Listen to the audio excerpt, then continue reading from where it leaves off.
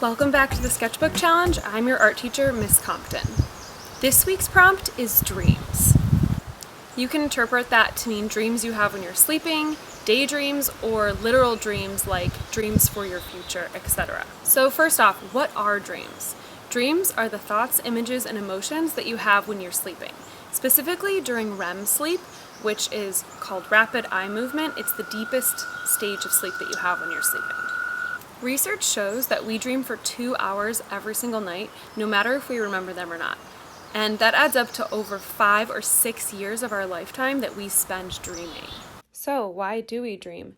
Researchers say it could be to process our memories and emotions, or express the deepest desires of our unconscious, or even practice confronting danger. What do our dreams mean?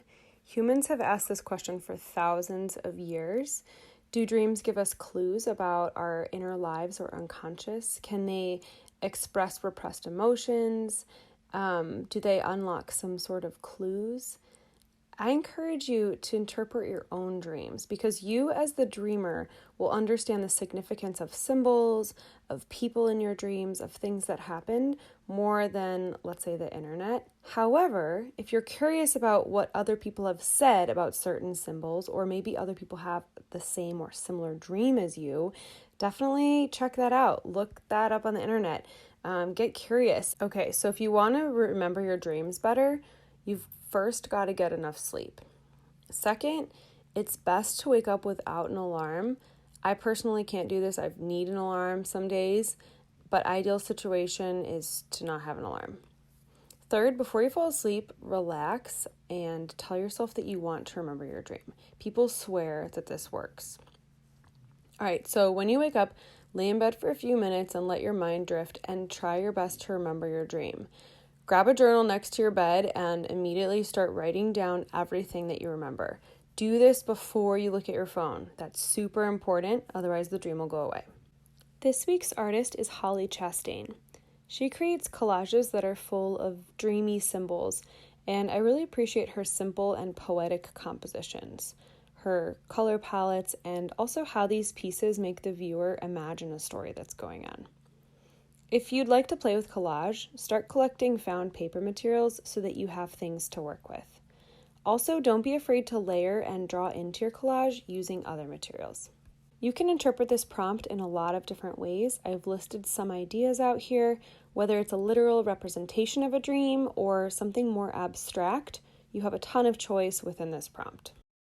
I wanted to mix things up this week, so I created a collage based off of a dream that I had recently.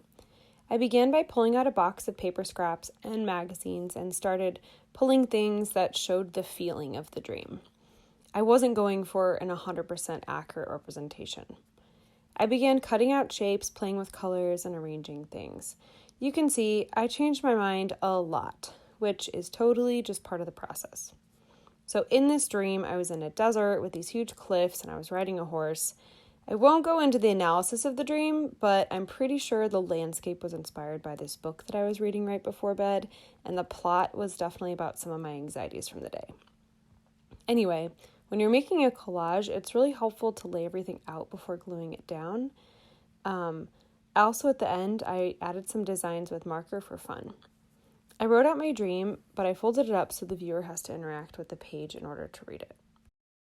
Make sure to read the full rubric, but the 3 main things that I'm looking for are if you've engaged with the prompt idea, if your artwork takes up 2 full sketchbook pages, and if you've included both drawing and writing in your design.